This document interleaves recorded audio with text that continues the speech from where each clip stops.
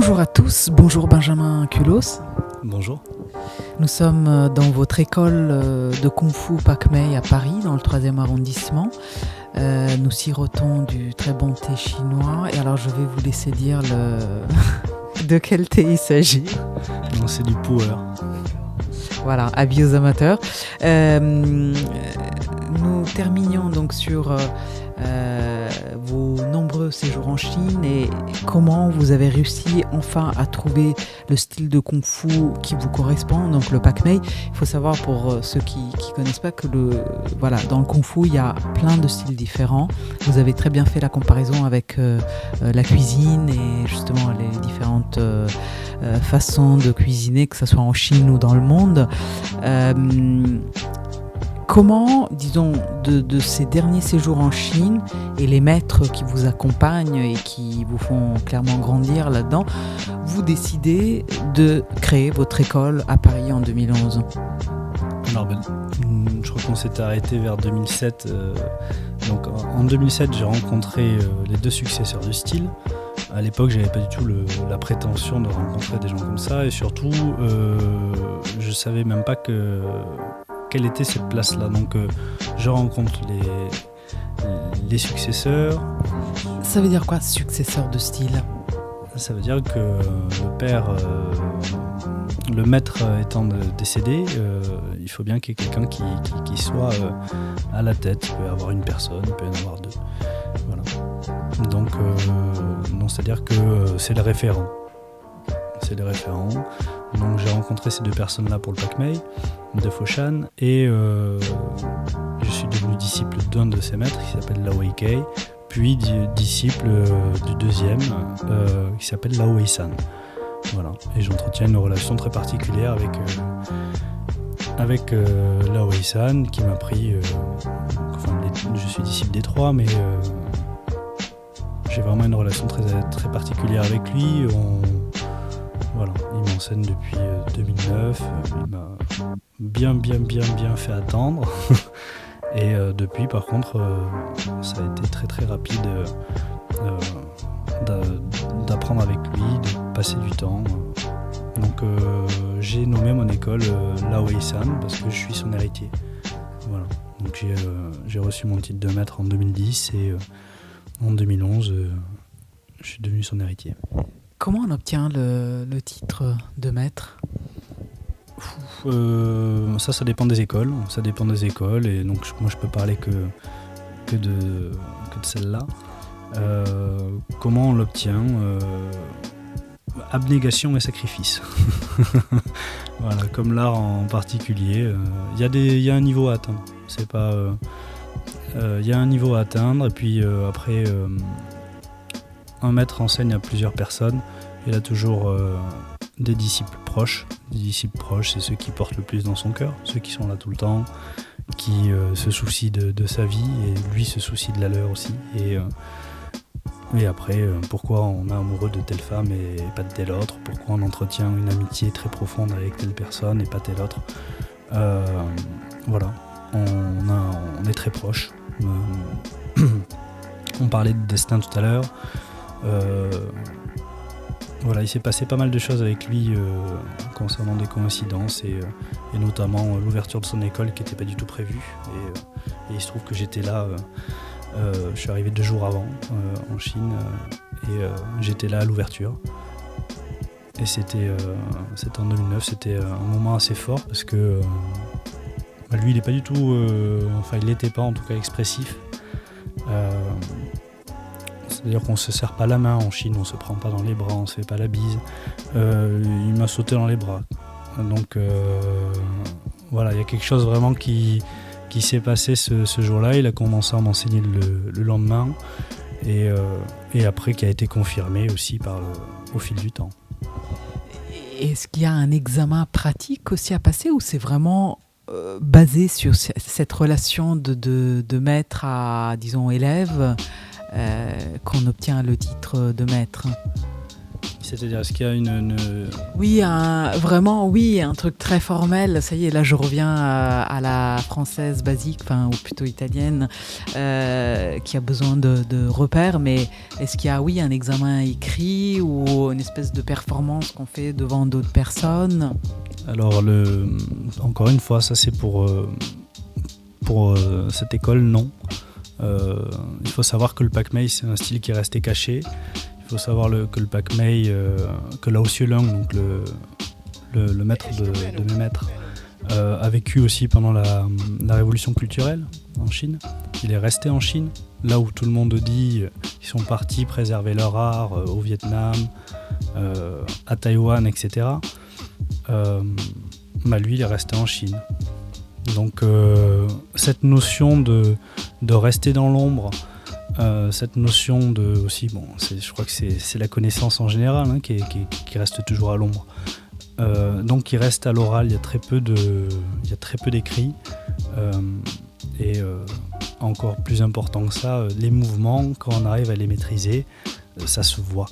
Donc il n'y a pas besoin de montrer tel jour, est-ce qu'on y arrive ou pas. Quand on sait le faire, on sait le faire. Et ça part pas. Donc non, il n'y a pas de test de jour J. Voilà. Il y a juste un jour, on nous annonce que... Voilà. Qui sont les élèves qui viennent ici aujourd'hui dans votre école à Paris pour apprendre le Kung Fu Pak-mei? Alors c'est très intéressant parce qu'il y a des gens de tout, de toute origine sociale. Donc il peut y avoir des avocats, des serveurs, des juristes, des étudiants. Donc moi je suis assez content de cette diversité-là. Des gens qui se réunissent pour apprendre un style qu'ils ne connaissaient pas avant de passer la porte. Souvent on s'arrête au Kung Fu, on ne connaît pas bien plus. Mais c'est la magie de Paris aussi, les gens s'intéressent, les gens se renseignent et ont envie de connaître un peu plus. Voilà. Donc parfois il y a des gens qui franchissent la porte et qui voient juste Kung Fu mais ils ne savent pas ce que ça veut dire Pak-mei, clairement. Ah oui, exactement.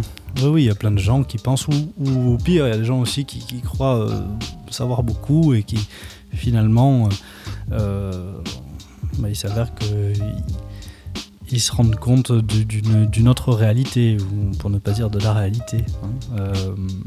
On a été bercé dans les arts martiaux, moi-même, par des personnes qui parlent de mystère parce que ça les arrange bien, en fait, de parler de mystère. Quelque chose de concret, quand on sait faire quelque chose, on sait le faire. Quand on bouge vite, on bouge vite. Il n'y a pas besoin de le dire, ça se voit. Voilà. Donc,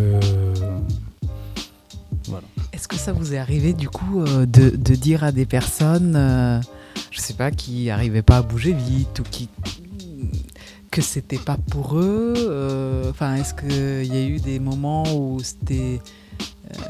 où n'importe qui peut continuer? Est-ce qu'il y a comment dire, des prédispositions ou pas? Bien sûr qu'il y a des prédispositions. Après, la première, c'est d'avoir envie et d'être rigoureux. Donc, à partir du moment où on veut